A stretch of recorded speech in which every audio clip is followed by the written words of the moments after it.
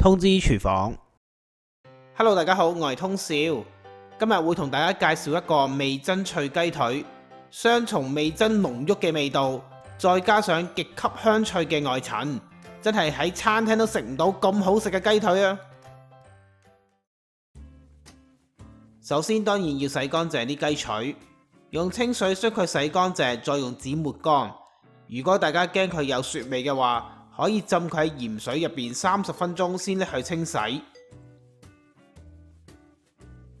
然後就要準備醃雞用嘅調味料，當中靈魂嘅材料就係畫面見到呢個較為淺色嘅白味噌，同埋較為深色嘅赤味噌，兩款都係一啲日本常見嘅麵豉嚟嘅。然後就可以加入其他嘅調味料落去，再將佢哋完全攪勻，攪到完全順滑冇粒粒就搞掂㗎啦。最後呢，亦都要加一隻雞蛋，同埋加啲乳酪落去。乳酪呢有特別嘅功效，可以令到啲雞腿爆晒汁。如果你手頭上冇乳酪嘅話，亦都可以改用橄欖油落去代替嘅。當然橄欖油就會令到雞腿食落去比較滑啲，但係就唔會令到佢爆汁㗎。然後將啲雞腿放入去呢啲滑捋捋嘅醃料入邊，醃佢至少都要1個小時，甚至過夜就更加好啦。你可以見到嗰啲醃料呢都比較結身。如果你發覺啲醃料完全掛唔上喺雞腿上面嘅話，咁就不妨加多少少粟粉落去啲醃料度，將啲醃料整結佢，就可以改善呢個問題㗎啦。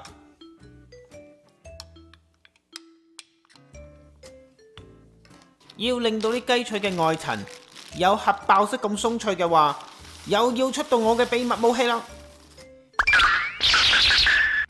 超脆粟米片，我哋要將啲粟米片壓碎佢。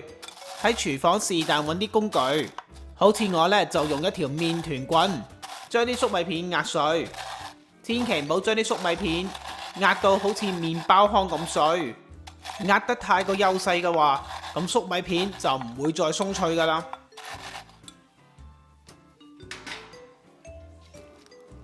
壓好嘅粟米片入邊，我哋加入大概1湯匙嘅油落去，將佢哋撈勻。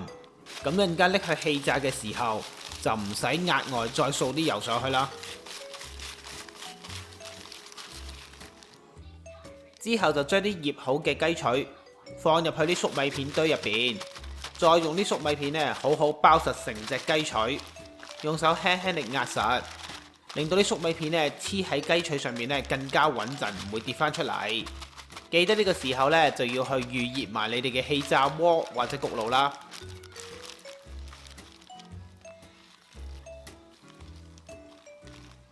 將雞腿放入去氣炸鍋入邊，再用指定嘅溫度同時間將第一面焗好先。呢個雞腿焗完就咁食已經好好食㗎啦，但再加埋我混醬通呢一個醬汁就更加好味道啦。將指定份量嘅材料混合好，然後你可以試一試味，佢食落去會有陣陣嘅麻油嘅香味，而且酸酸甜甜咁樣。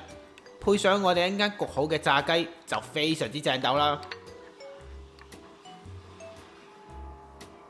焗好一面之後，就將啲雞腿拎翻出嚟，再將佢哋反轉，然後用翻指定嘅溫度同時間，將第二面都焗到金黃鬆脆，就食得㗎啦。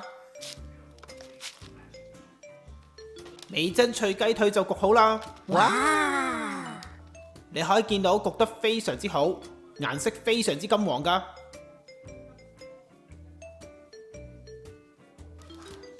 呢個雞腿你跟我咁樣整，佢嘅外層極度鬆脆，再加埋我混醬通嘅秘製醬汁，同埋2種味噌混合嘅濃郁味道，真係好好食㗎！